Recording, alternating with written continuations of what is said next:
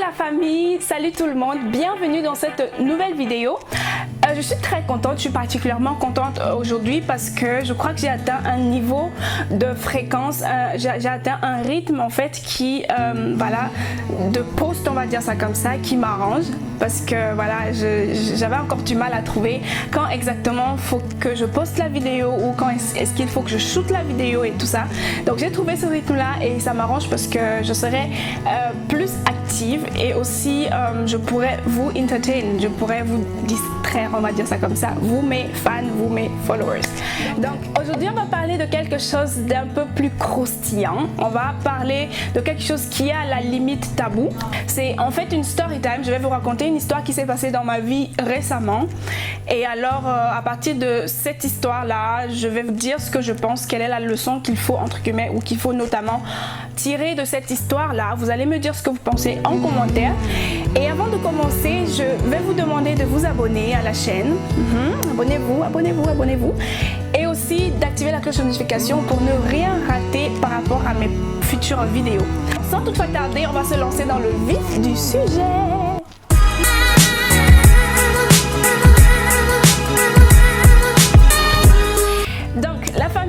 Avant de me lancer dans ma petite histoire, je vais vous présenter l'un des produits phares de LR qui m'a personnellement marqué. C'est un produit à tout faire, c'est un spray à tout faire. Il s'agit de ce Emergency Spray, Instant Emergency Spray. Vous pouvez l'appliquer dans tous les domaines. Quand je dis dans tous les domaines, dans tous les domaines. Vous pouvez l'appliquer pour set votre make-up, pour fixer votre make-up. Vous pouvez l'appliquer pour vous démaquiller. Vous pouvez l'appliquer quand vous avez, je sais pas, une peau sensible, quand votre peau démange et que vous voulez que les démangeaisons s'arrêtent. Vous appliquez juste un peu le spray dessus et ça s'arrêtera. Vous pouvez l'appliquer si vous avez une plaie, pour désinfecter la plaie ou pour faire guérir la plaie, on va dire comme ça, 100% à base d'aloe vera. Et aussi vous pouvez l'appliquer dans votre journée quotidienne. Par exemple c'est l'été, vous pouvez l'avoir dans votre sac. Quand il fait très chaud, vous mettez juste un peu sur le corps. Donc voilà, ce spray il est à tout faire et le lien je vais le laisser en bas de description pour que vous vous en procuriez. Alors j'ai une amie à moi, une très grande amie à moi. Il s'est passé quelque chose par rapport à elle, elle m'a raconté parce que c'est voilà, on se dit presque tout. Il y a une autre amie à elle, voilà, une très bonne amie à elle qu'elle considère comme une sœur, qu'elle considère presque comme une sœur. Donc les deux s'entendent tellement que voilà, les deux, voilà, il y a des fois mon amie, on va dire mon amie, ma très bonne amie, on va dire qu'elle s'appelle X et son amie à elle, on va dire qu'elle s'appelle Y. Donc voilà, il y a X qui est tellement proche à Y que voilà, des fois X demande à Y de venir de venir à la maison pour garder les enfants ou alors pour s'occuper un peu de la maison quand elle est, parce que X est très occupée, c'est une femme très occupée professionnellement parlant. Donc il y a Y qui vient généralement faire qui vient aider X en fait en tant que sœur, en tant que très bonne amie et tout. Donc des fois quand X arrive, il y a le mari qui est là, il y a le père, il y a X qui est, elle a 3 enfants je crois, elle a 3 enfants ou 4 enfants. Il y a donc quand Y vient à la maison, il y a le mari de X qui est généralement là, qui l'aide, du moins X aide, Y aide le mari par exemple de X à mettre les habits dans la machine ou alors à aller ranger un peu la chambre.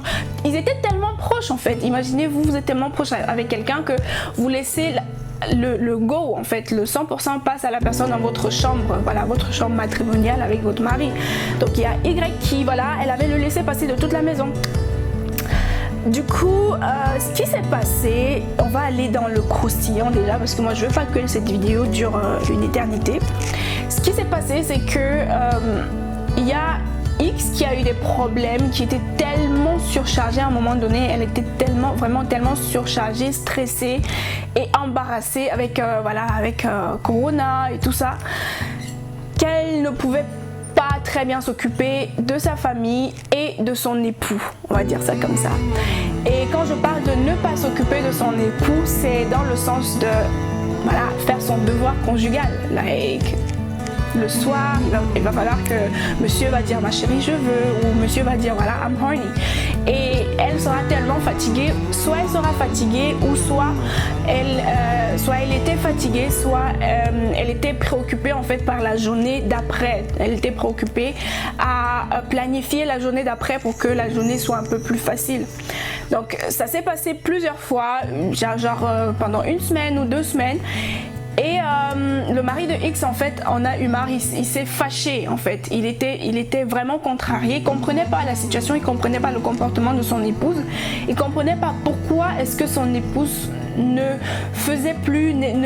n'était plus présente en fait en tant que femme, mais elle était plus présente en tant que machine à faire de l'argent pour la maison, parce qu'il faut préciser que entre X et son mari, c'est X qui rapportait le plus gros chèque à la maison. Donc voilà, donc le mari de X en fait a pris ça comme un problème.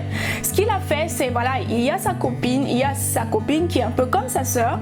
Donc je vais aller lui parler en espérant en fait que elle va aller conseiller en fait sa copine X pour pouvoir pour que X comprenne qu'elle me délaisse ou qu'elle délaisse en fait sa famille. Donc voilà le mari de X qui s'en va voir Y, qui dit à Y il y a ta copine en fait qui nous délaisse, il y a ta copine qui ne s'occupe plus bien de moi en tant que son mari, il y a ta copine qui généralement rentre très tard le matin et repart très tôt très tard le soir et repart très tôt le matin, et voilà, elle n'a pas le temps de me faire un bon dolet ou alors un bon repas, ou alors elle n'a même pas le temps de me donner un bisou, de me câliner un peu comme elle le faisait avant. Donc voilà le mari de X qui se plaint à Y,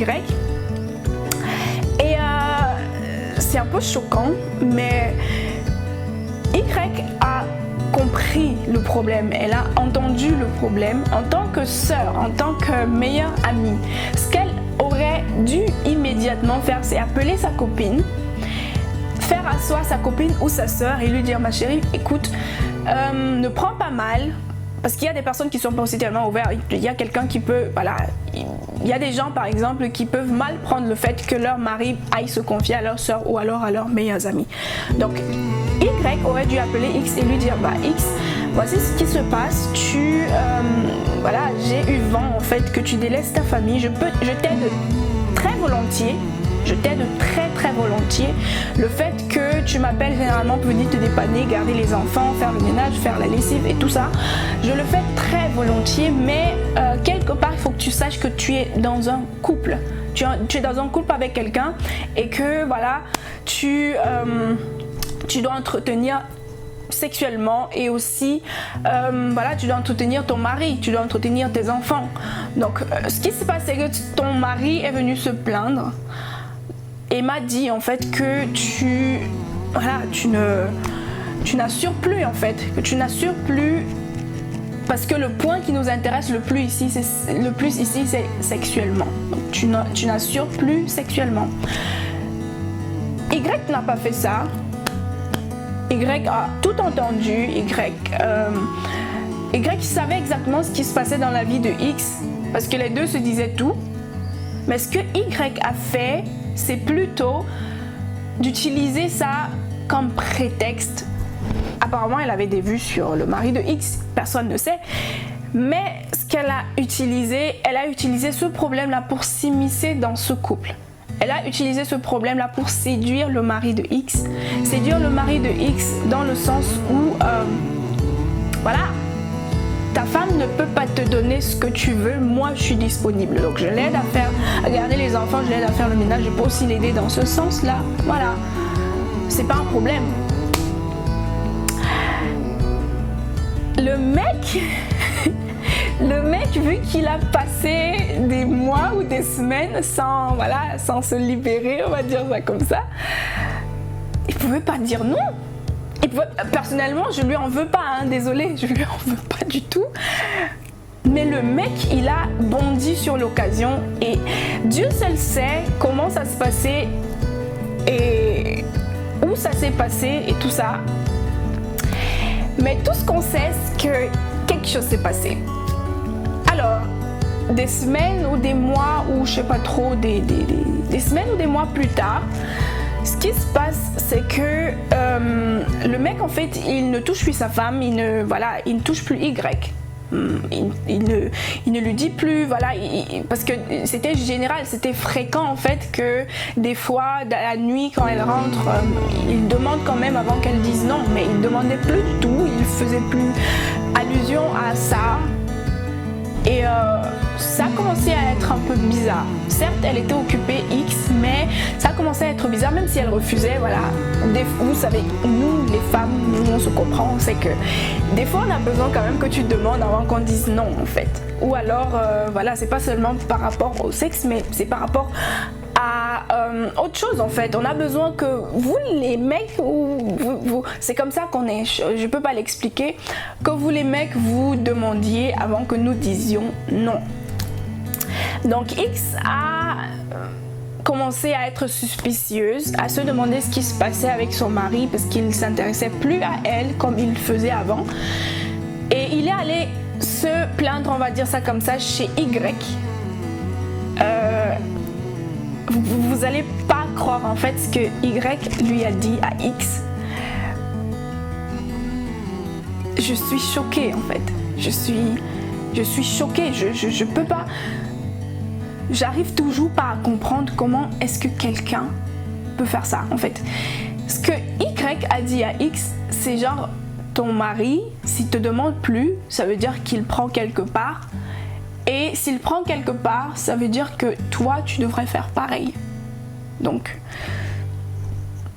de toutes les façons, tu passes plus de temps avec tes collègues qu'avec ton mari. Donc, faut te mettre bien, quoi. J'ai été choquée. Je comprends pas comment quelqu'un... Tu sais exactement tout ce qui se passe dans la vie d'un être humain, de ton ami, de ta supposée sœur. Tu sais tout ce qui se passe, mais ce que tu fais, c'est... Je n'ai même pas de mots, j'ai même pas de verbe pour, pour exprimer en fait ce que Y a fait ou dit. C'est toi qui te tapes son mec et tu lui demandes d'aller se taper un autre mec. C'est un peu... c'est l'hôpital qui se fout de la charité, ou alors, comme on dit souvent, c'est le maïs qui se moque du sanga. Moi, je comprends pas. J'ai été choquée, j'ai carrément été choquée. Et quand Y a dit ça à X, comment est-ce que tu peux savoir qu'est-ce qui se passe? Pourquoi est-ce que tu dis directement, tu assumes directement que mon mec se tape quelqu'une d'autre? Et je peux même laisser ça, le fait que tu aies assumé que mon mec se tape quelqu'une d'autre, mais comment est-ce que toi, en tant que meilleure amie, en tant que sœur, tu peux me conseiller de tromper mon mari ou alors d'aller voir ailleurs juste parce que j'ai des insinuations ou des pensées que mon mec puisse aller voir ailleurs? Ça se fait pas. Donc, elle a pas crié, elle a pas, je sais pas, elle a pas exprimé son mécontentement, elle a pris sur elle, X. Elle est rentrée chez elle. On dit souvent que la vérité ou le mensonge a des jambes courtes, on va dire ça comme ça. Ce qui se passe en fait, c'est que à un moment donné, le mari de X ne voulait plus que Y vienne garder les enfants ou vienne faire quoi que ce soit à la maison. Personne ne sait ce qui s'est passé entre eux. Personne ne sait, est-ce qu'ils se sont barrés, est-ce que, je sais pas, personne ne sait ce qui s'est passé. C'est juste que le mari de X était catégorique, genre subitement catégorique, et disait à X tout le temps: je veux plus que ta soeur passe ici, ou ton amie, je veux plus qu'elle vienne ici, c'est ton couple, je veux plus la voir, je veux plus la sentir. Ou alors quand X dit que Y arrive, il y a son mari ou le mari de X qui sort directement et qui veut même pas sentir. Ça, c'était vraiment weird, c'était vraiment bizarre pour X. Elle a pas compris ce qui se passait, et ce qu'elle a fait, c'est elle a voulu mener sa petite enquête. Et il s'avère en fait que le mari a craqué. Le mari a craqué. Il a directement, voilà, dans une dispute en fait entre X et son mari, genre voilà, un soir quand ça, tout a pété, peut-être je sais pas moi, trop pour rien, les deux se sont mis à se disputer. Et voilà, il y a X qui demande à son mari, mais pourquoi est-ce que tu veux plus que ma soeur vienne? C'est ma soeur, c'est mon amie, elle est chère à mes yeux, j'ai confiance en elle et je peux confier à Y en fait mon numéro de compte bancaire ou alors mes coordonnées bancaires ou alors même ma famille et tout, les yeux fermés et tout. Elle racontait, elle disait des trucs sur Y.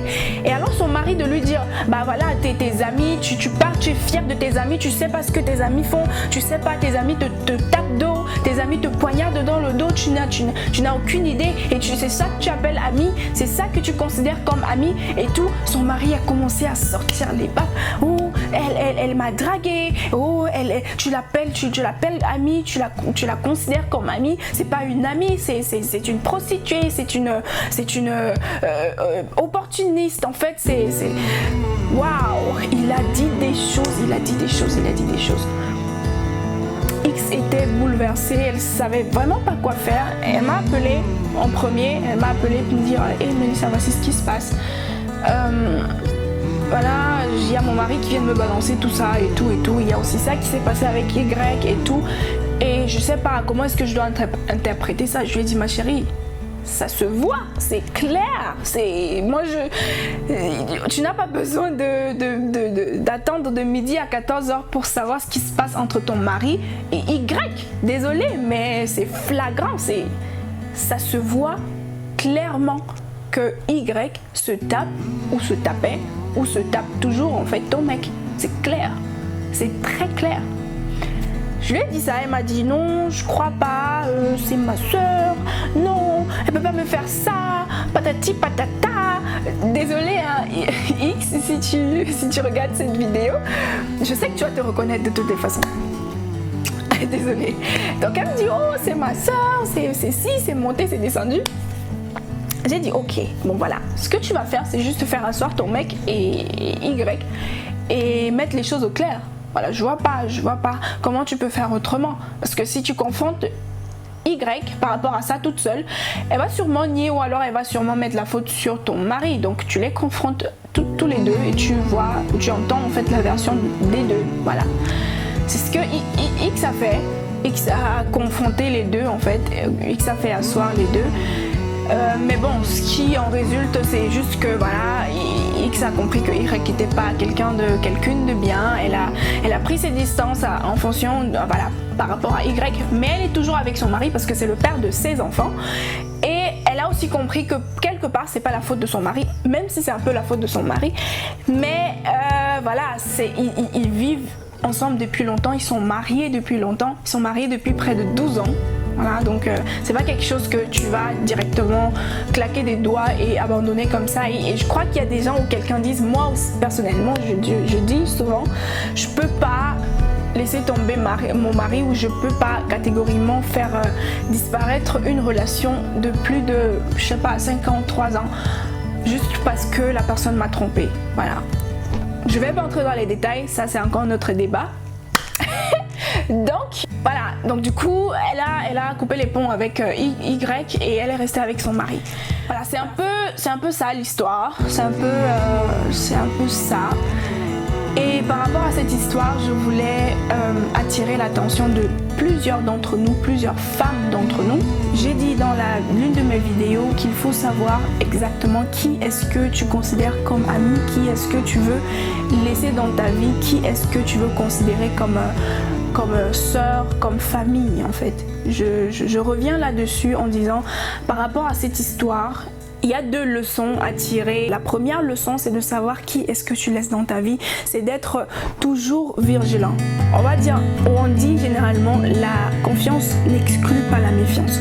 C'est une amie, même si c'est une sœur, même si c'est, je sais pas moi, quelqu'un que vous considérez vraiment de cœur, quelqu'un de chair à vos yeux, ça n'empêche pas que vous soyez quand même méfiant.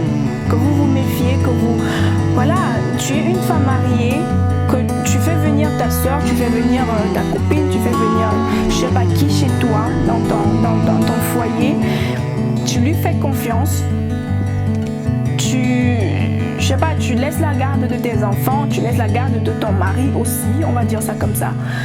Quand même, il faut avoir un certain degré de méfiance pour que ces choses ou pour que des choses comme ça ne vous arrivent pas. Parce que c'est très fréquent, malheureusement, c'est très fréquent que des choses comme ça se passent. C'est très fréquent que des filles, des femmes se font avoir de la sorte par leurs proches envers leur mari. C'est très très fréquent. C'est des choses qui se passent. Ça m'a touchée personnellement parce que c'était quelqu'un que je connaissais personnellement. Mais je sais qu'il y a des choses qui se passent comme ça, même dans des films, dans des séries, dans des web-séries qu'on regarde comme ça. C'est des choses qui se passent. Et j'aimerais vraiment attirer votre attention, vous les femmes, vous les filles, sachez qui est-ce que vous laissez dans vos vies, sachez comment est-ce que vous gérez vos relations avec des personnes que vous dites considérer, que vous dites aimer et chérir. Sachez comment gérer ces relations-là pour qu'à la fin vous ne soyez pas la perdante, pour que à la fin ces personnes-là ne tirent pas profit de vous. En fait, voilà. Donc ça c'est la première leçon. La deuxième leçon que j'aimerais donner, que j'aimerais partager avec vous aujourd'hui, c'est des femmes, des filles, que tu sois mariée, que tu sois en relation, que tu sois en couple, il faut savoir comment gérer son foyer. Il faut savoir comment gérer son foyer. Quand je dis comment gérer son foyer, c'est il y a le minimum. Tu sais qu'en tant que femme, il faut que tu satisfasses ton mari. Il faut que tu satisfasses ton mari. Même si tu es, je sais pas moi trop, Michelle Obama, même si tu es occupée, la femme la plus occupée du monde, il faut savoir quand est-ce que je dois donner à mon mari la place qu'il mérite. Quand je dis la place qu'il mérite, c'est le soir que je sache comment me mettre bien, m'habiller genre sexy, ou alors comment est-ce que je vais faire pour que mon mari se souvienne que je suis sa femme. Comment est-ce qu'il doit se souvenir que je suis sa femme? Parce que si le mari de X n'était pas en faim, s'il n'avait pas faim, comme on dit souvent, quelle que soit l'opportunité, il n'aurait pas craqué. Donc, à toutes les femmes qui se trouvent dans la situation de X actuellement, c'est à vous que je m'adresse, c'est à toi que je m'adresse. Je veux que tu prennes soin de ton mari, je veux que tu prennes soin de ton foyer, même si tu fais venir des gens que tu considères chez toi, que tu saches quand même quelle est ta place, quelle est la place de tes enfants, quelle est la place de ton mari. J'aimerais vraiment que nous les femmes on sache comment le faire. Il faut savoir comment maintenir cet équilibre là pour que notre mariage ou notre relation ne s'effondre. Voilà. Donc en fait c'était tout pour cette vidéo. J'espère qu'elle vous a plu. Je vous souhaite de vous porter bien. Je vous souhaite tout le bonheur. Je vous souhaite voilà, de toujours garder les mesures barrières, les mesures de distanciation, porter le masque parce que le corona n'est pas encore fini. Voilà. Dites-moi ce que vous en pensez dans les commentaires, si vous avez déjà vécu quelque chose comme ça, ou alors si vous... Qu'est-ce que vous pensez en fait de la situation? Si c'était vous, comment est-ce que vous réagirez? Ou alors donnez-moi vos commentaires, dites-moi ce que vous pensez. Et voilà, je vous souhaite tout le bonheur, je vous souhaite de vous porter bien. Abonnez-vous. Activez la cloche de notification, suivez-moi dans mes différents comptes et enfin commandez votre spray d'urgence, le lien est en barre de description. On se revoit très bientôt dans une nouvelle vidéo. Si vous avez des suggestions de thèmes, si vous avez des suggestions de vidéos, faites-moi savoir en commentaire ou alors dans mes réseaux sociaux et je me ferai un plaisir de débattre et de vous donner mon point de vue, de vous distraire dans des vidéos. On se revoit très bientôt et je vous fais de gros bisous.